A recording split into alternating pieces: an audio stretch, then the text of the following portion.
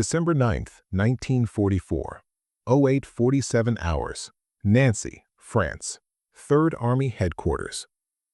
Colonel Oscar W. Koch stood at the threshold of General George S. Patton's office, his hands gripping a leather portfolio that contained intelligence no one else seemed willing to believe. Outside, the winter sky hung heavy and gray over the Lorraine countryside. Inside, cigarette smoke coiled through shafts of pale light filtering through frosted windows. The war in Europe was supposedly winding down. Germany was broken, exhausted, collapsing inward like a dying star. Every briefing from Supreme Headquarters Allied Expeditionary Force said the same thing. The enemy had nothing left. Koch knew they were wrong. He crossed the threshold and laid his files across Patton's desk with the precision of a man presenting evidence at a murder trial. Maps, intercepted radio transmissions, prisoner interrogation reports, aerial reconnaissance summaries, civilian accounts from occupied Belgium. For 3 weeks, he had been tracking something that defied the official narrative, something that made his blood run cold every time he looked at the data. 15 German divisions had vanished, not destroyed, not scattered, vanished. Full-strength formations, including panzer divisions with hundreds of tanks, pulled from the line and repositioned somewhere beyond the reach of Allied intelligence. When Koch had raised the alarm, SHAEF's G2 section had dismissed him with bureaucratic politeness. The divisions were in reserve, nothing to worry about, standard defensive posture. But Koch had studied the Wehrmacht's operational patterns for 2 years. He knew how they moved. He knew how they fought. This wasn't defense. This was a fist cocking back before the punch. Patton looked up from the maps, his pale eyes sharp beneath heavy brows. "Show me," he said. His voice carried no skepticism, no impatience, just a commander's hunger for truth. Koch's finger traced a line along the Ardennes Forest, a 90-mile stretch of dense woodland, deep ravines, and narrow roads that wound through the hills of southeastern Belgium like arteries through scar tissue. 4 American divisions held that sector: the 4th, 28th, 99th, and 106th Infantry Divisions, stretched so thin across the front that unit commanders joked they could see more trees than soldiers. The official reasoning was sound. The terrain was too difficult for offensive operations. No competent commander would choose to attack through that frozen labyrinth in December. Koch reminded Patton of an uncomfortable truth. In May 1940, the Germans had driven through the Ardennes, shattered the French army, and reached the English Channel in 6 weeks. The impassable terrain had become the gateway to total victory. But there was more. Radio intercepts showed unusual signals traffic in the sector, encryption patterns changing, frequencies shifting, the telltale signature of major command elements moving into position. Prisoners from forward positions spoke of new units arriving under strict noise discipline, of convoys moving at night with headlights taped, of armor hidden beneath camouflage netting so thick you could walk past a panzer tank at 20 feet and never see it. Civilians in occupied towns near the German border reported hearing the deep mechanical growl of tracked vehicles, the metallic clank of ammunition being stockpiled, the muffled voices of officers speaking in hushed tones after curfew. Piece by piece, Koch had assembled the picture. Somewhere out there, beyond the fog and the forest, the Wehrmacht was massing for something enormous. "When?" Patton asked. His tone was flat, matter-of-fact, the way a surgeon asks about a patient's pulse. 2 weeks, maybe less," Koch said. Patton picked up the phone and dialed General Omar Bradley, commander of the 12th Army Group. He laid out Koch's assessment with clinical precision. Missing panzer divisions, suspicious activity, a weak American line stretched across the most vulnerable sector of the Western Front. Bradley listened. He was not convinced. SHAEF intelligence disagreed. Germany was finished. The war was nearly won. Patton hung up slowly. For a long moment, he stared at the map. Then he looked at Koch and gave an order that would change the course of the war. Start planning. What happened next occurred in near total secrecy, hidden even from most of Patton's own staff. While Third Army continued its grinding offensive towards the Saar region, Koch and a small team of operations officers began drafting contingency plans for an enemy offensive that officially did not exist. They worked in a side office, away from the main command post, using code names and restricted distribution lists. The plans were not hypothetical exercises, they were operational blueprints, detailed down to the company level, designed to execute one of the most complex maneuvers in modern warfare, the disengagement and redeployment of an entire army in the middle of winter. They called them Plan A, Plan B, and Plan C. Each plan covered a different axis of attack, depending on where the German offensive materialized and how far it penetrated. Plan A assumed a thrust towards the northwest, targeting the town of Liège. Plan B anticipated a drive due west, aiming for the Meuse River crossings. Plan C prepared for a southern route, threatening the vital supply hub in Luxembourg City. Every plan required Third Army to wheel 90 degrees from its current offensive operations, disengage multiple divisions from active combat, move more than 100,000 men and 130,000 vehicles over icy roads in the dead of winter, and launch a coordinated counterattack into prepared German positions. The logistics were staggering. Fuel had to be pre-positioned at forward supply depots along routes that didn't officially exist yet. Artillery battalions had to calculate new firing tables for targets they hadn't seen. Tank companies had to plan maintenance schedules that assumed movement over frozen ground where engines could seize if left idle for more than 15 minutes.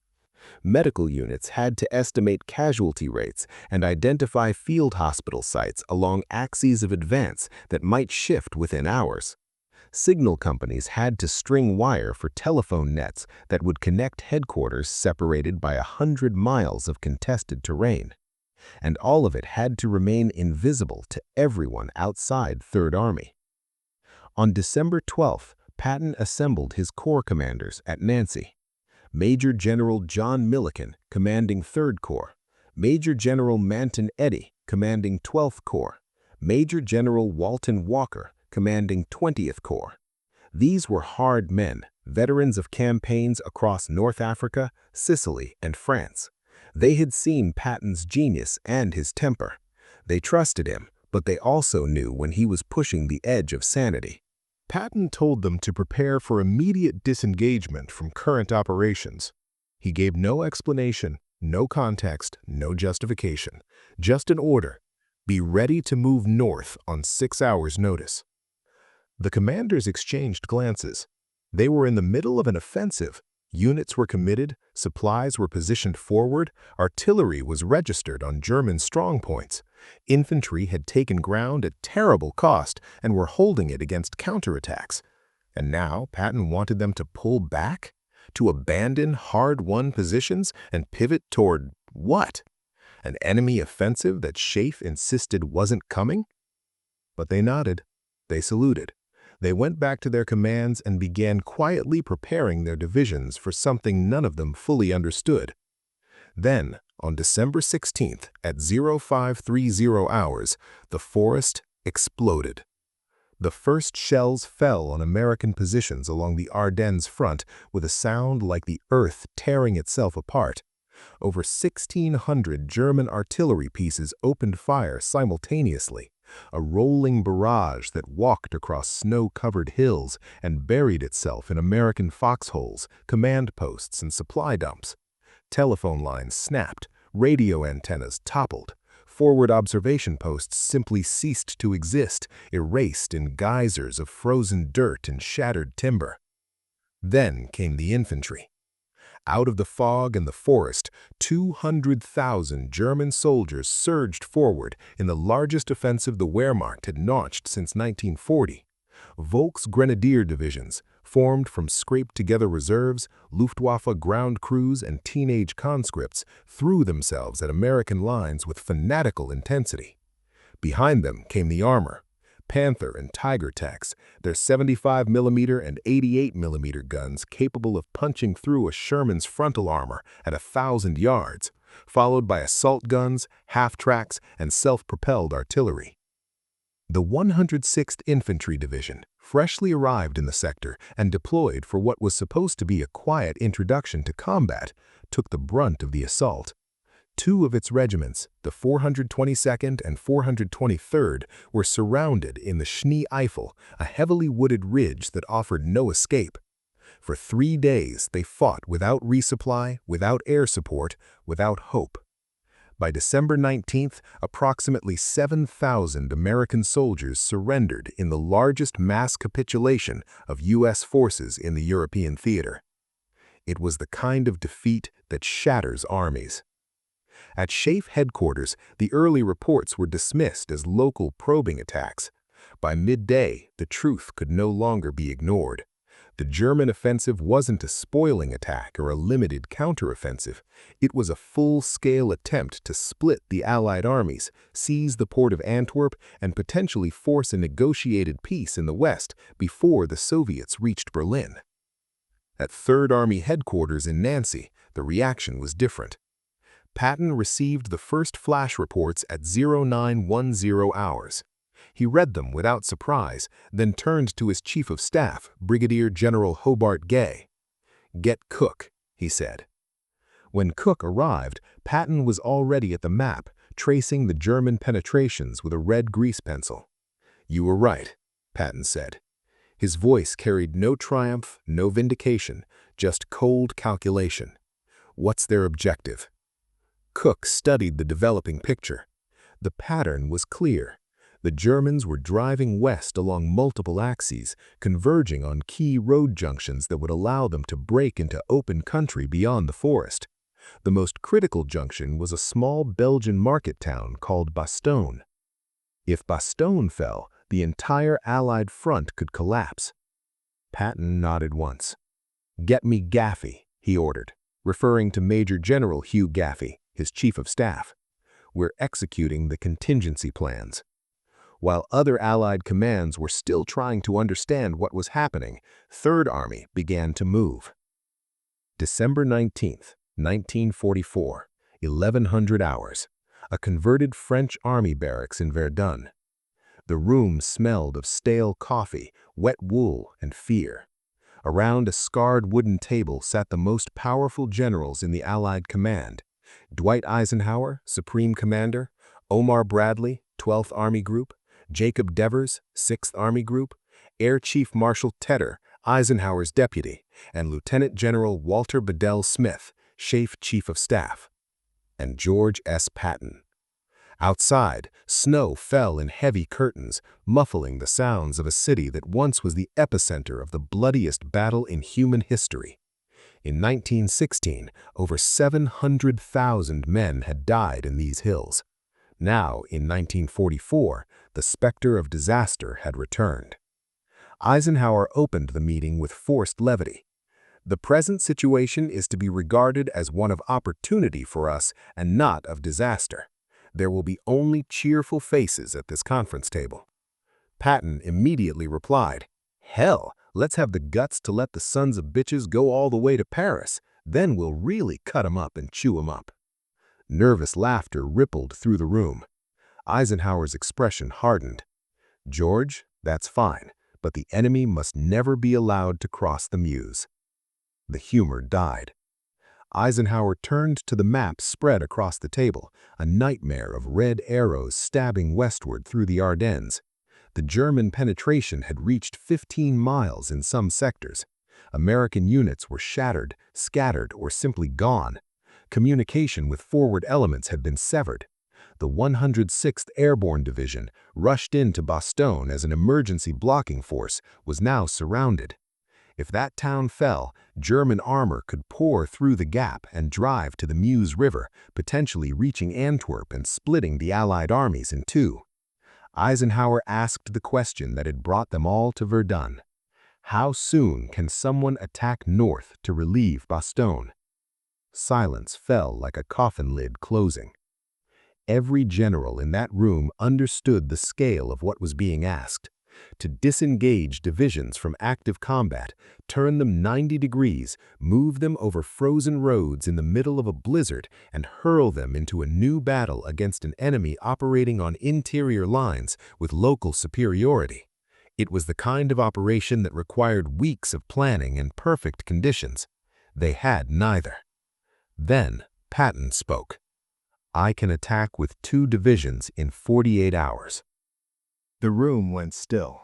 Heads turned. Some officers blinked in disbelief.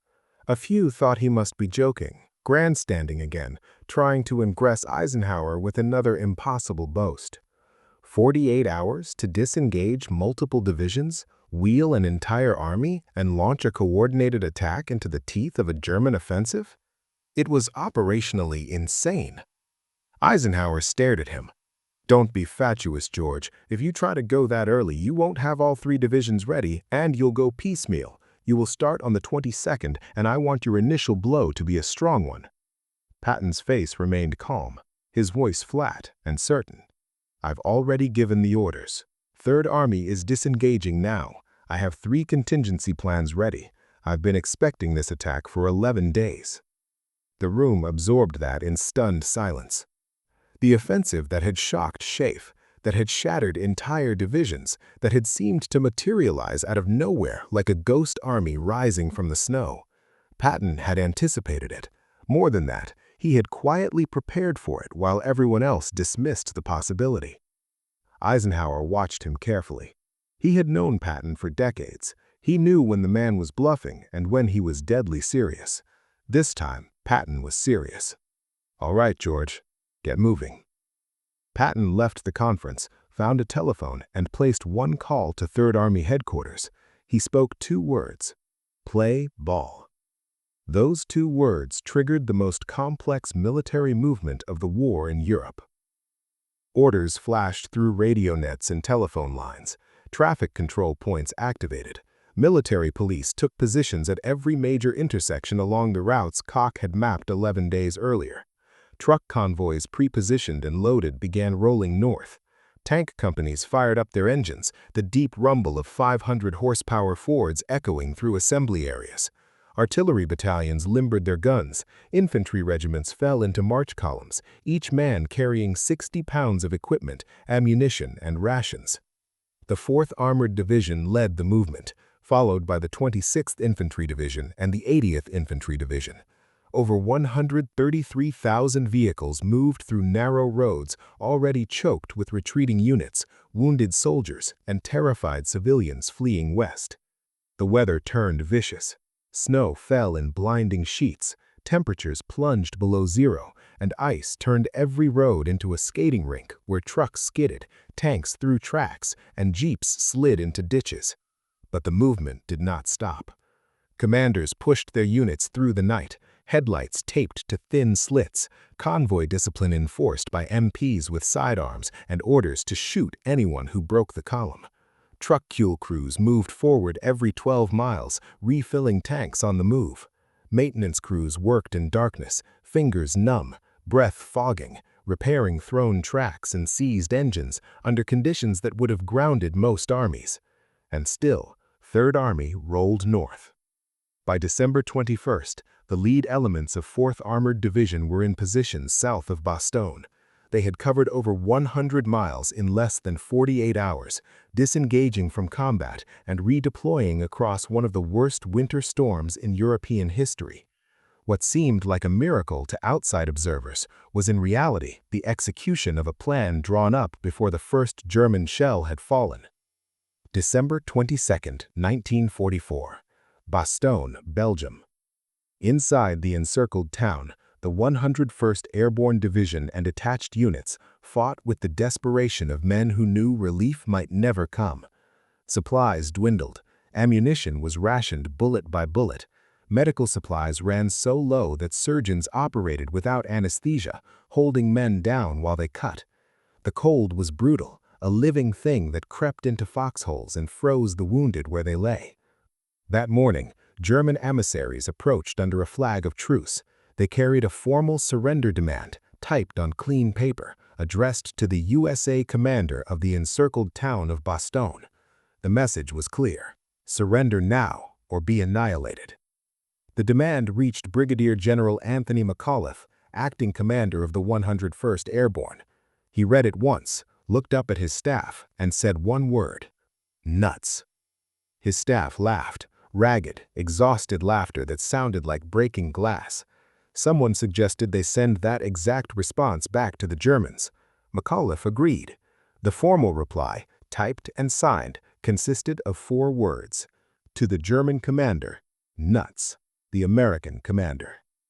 The German officers didn't understand the slang. An American explained. It meant go to hell. The siege continued.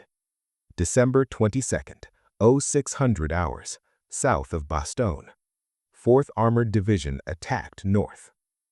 The Lead Combat Command, CCA, slammed into German positions along the Ardennes-Bastogne road and was thrown back by dug-in Panzer Grenadiers and concealed anti-tank guns. Sherman tanks burned in the snow, black smoke coiling into the gray sky. Infantry advanced through open ground, each step breaking through a crust of ice, every breath a cloud of white vapor. Machine gun fire swept the open ground. Men fell. Others kept moving. The advance was measured in yards, not miles. By nightfall, 4th Armored had covered less than 3 miles. Casualties mounted. Tank companies that started the day with 17 Shermans ended it with 9. Infantry companies that crossed the line of departure with 180 men fell back with 70. But they did not stop. They regrouped, resupplied, and attacked again the next morning, and the morning after that. If you made it this far, you're the reason channels like ours can keep the past alive. Let me know where you're tuning in from. Drop a like and subscribe so these voices from history continue to be heard. December 26, 1944. 16:30 hours, the village of Bastogne, Belgium. Company C of 37th Tank Battalion, 4th Armored Division, prepared for one final push. The plan was brutal in its simplicity. Punch through the German positions in Bastogne, drive straight up the road to Bastogne 3 miles away, and make contact with the 101st Airborne before darkness fell. Leading the assault was an M4A3E2 Sherman Jumbo, designated C3, nicknamed Cobra King. Its commander was First Lieutenant Charles P. Bulge. He had taken command of the tank 3 days earlier after the previous commander, Lieutenant Trover, had been killed by a sniper while standing in the turret. Bulge was 23 years old. His crew, Corporal Hubert S. Smith driving, Private Harold Hafner on the bow gun, Milton Dickerman on the main gun, and Private James G. Murphy loading, had been in continuous combat for 11 days. They were exhausted, filthy, half-frozen, and they were going to break the siege. At 16:30 hours, American artillery rained 2,340 shells onto Bastogne, a tornado of high explosive that obliterated German positions and set buildings ablaze. Then Bulge kicked Cobra King into gear and rolled forward. The village was chaos. German infantry fired Panzerfausts, handheld anti-tank rockets from shattered windows. Machine gun fire rattled off Cobra King's thick armor. Bulge returned fire with the .50 caliber machine gun mounted on the turret, raking buildings, smashing through rubble, never slowing. Behind him, the rest of Company C followed, Shermans and half-tracks loaded with infantry pouring through the breach. By 1700 hours, Bastogne was clear. Bulge turned Cobra King north and pushed toward Bastogne. The road was narrow, lined with trees, exposed to fire from both flanks. German soldiers appeared in the woods, firing rifles and machine guns. Bulge ignored them. He kept the tank moving, tracks chewing through snow and frozen mud, engine roaring. At 16:50 hours, Cobra King crested a low ridge. Ahead, barely visible through the fading light, Bulge saw American positions. Foxholes, sandbag emplacements, the unmistakable outline of paratroopers in their distinctive helmets. He stood in the turret and shouted, "Come on out! This is the 4th Armored!" Slowly, cautiously, Soldiers emerged from their positions. They were men of the 326th Airborne Engineer Battalion, part of the 101st Airborne Division. For 8 days, they had held this ground under constant bombardment and assault, believing help might never come. Now it had. At exactly 1650 hours on December 26, 1944, First Lieutenant Charles P. Bados and the crew of Cobra King made physical contact with the defenders of Bastogne. The siege was broken. The relief corridor was narrow, barely a mile wide in some places, and vulnerable to German counterattacks from both flanks. For days, enemy armor and infantry struck at Third Army's line of communication, trying to sever the link and re-isolate Bastogne. But Patton's divisions held. Supply trucks rolled into the town, bringing ammunition, food, medicine, and reinforcements. The 101st Airborne, which had endured the siege with 341 men killed, 1,691 wounded, and 516 missing, now had what it needed to keep fighting. The Battle of the Bulge raged on into January. The Germans never reached the Meuse. Their timetable unraveled. Fuel ran out. Ammunition dwindled. Allied air power, grounded during the early days of the offensive by terrible weather, returned with devastating effect. By the end of January, the Wehrmacht had been pushed back to its starting positions, having accomplished nothing except the deaths of tens of thousands of its best remaining soldiers. For the Americans, the cost was staggering. Over 19,000 killed, more than 47,000 wounded, and approximately 23,000 captured or missing. It was the bloodiest single battle the U.S. Army fought in World War II. But it could have been far worse. If Bastogne had fallen, if the 101st Airborne had been overrun, if German armor had seized that vital road junction and exploited it to drive deeper west, the Allied front might have collapsed. The shape of the final months of the war in Europe might have been catastrophically different. Patton's rapid counterattack didn't just rescue a town, it disrupted the entire German strategy and ensured that Hitler's last gamble in the West ended in total failure.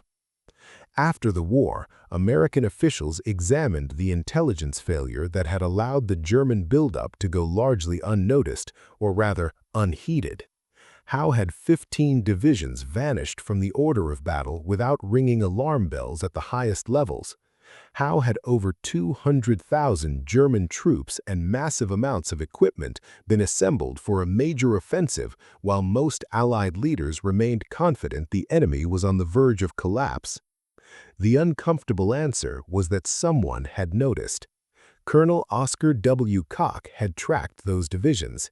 He had identified their movement, analyzed their intentions, and predicted not only a German offensive, but its likely direction, timing, and objective. His warnings were not based on hunches or guesswork, but on systematic analysis of multiple intelligence sources: radio intercepts, prisoner interrogations, aerial reconnaissance, and civilian reports. His assessment had been passed upward. Bradley had been informed. Schaeff had received the intelligence, and yet they had all dismissed it. The reason was not incompetence, it was assumption. Senior officers believed the war in Europe was effectively won. From that viewpoint, every piece of data was interpreted to fit an existing narrative. Germany was too weak, too depleted to mount a major offensive.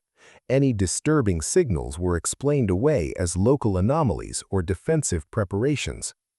Koch approached the evidence differently. He did not assume the war was nearly over.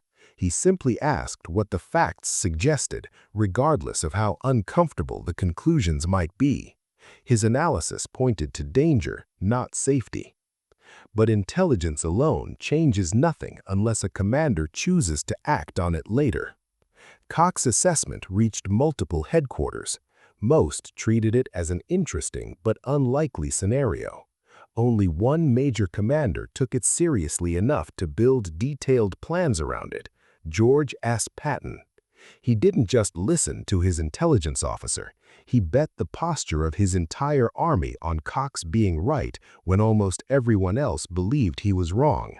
He used precious time, staff effort, and logistical resources to prepare for a crisis that might never come. And when the crisis did come, that preparation meant Third Army could do what no other force in the theater could: turn on a dime and counterpunch with overwhelming speed. At Verdun, the other generals stared in disbelief when Patton calmly promised an attack in 48 hours. To them, it sounded like another example of Patton's legendary bravado. In reality, he had been quietly putting the pieces in place for 11 days. He wasn't boasting. He was simply describing what he already knew his army could do. In the official histories of the war, Third Army's relief of Bastogne is praised as a masterpiece of rapid maneuver, but the 11 days of invisible preparation behind that achievement are often reduced to a footnote. Oscar Koch's name rarely appears outside specialized military studies. His prediction of the Ardennes offensive, one of the most accurate intelligence assessments of the entire conflict, was overshadowed by the broader narrative of surprise and recovery. But for those who study command, leadership, and the nature of crisis, the lesson is clear and enduring. Intelligence has value only when leaders are willing to question their assumptions and act before events force their hand. Preparation is not glamorous. It doesn't come with parades or decorations. It happens inside offices, on staff maps, in convoy tables and fuel calculations that no one will ever see. But in moments of crisis, preparation is the difference between improvisation and execution, between disaster and deliverance. The Battle of the Bulge exposed a glaring failure at the highest levels of Allied intelligence, but it also highlighted a single vital distinction. Most commanders heard the same reports and concluded that Germany could not do what the evidence suggested it was preparing to do. Patton and Koch looked at the same information and prepared for the possibility that everyone else was wrong. That is why when the German offensive smashed into the Ardennes and chaos rippled along the front, Third Army stood ready to pivot. Not because Patton was reckless, not because he was lucky, because he believed in planning for the worst even while fighting for the best outcome. Because he trusted an intelligence officer who saw what others refused to see. In war, victories are often attributed to courage, firepower, or sheer will. All of that mattered at Bastogne. The paratroopers who said nuts, the tank crews who broke through, the infantry who trudged forward through snow and shell fire. None of it would have been possible without a commander who prepared for the unthinkable before it became reality. That is why George S. Patton was the only general truly ready for the Battle of the Bulge. And that is why the story of Bastogne is not just about desperation and heroism, but of foresight and trust. The quiet work done 11 days before the first shot was fired. The work that no one saw. The work that saved an army.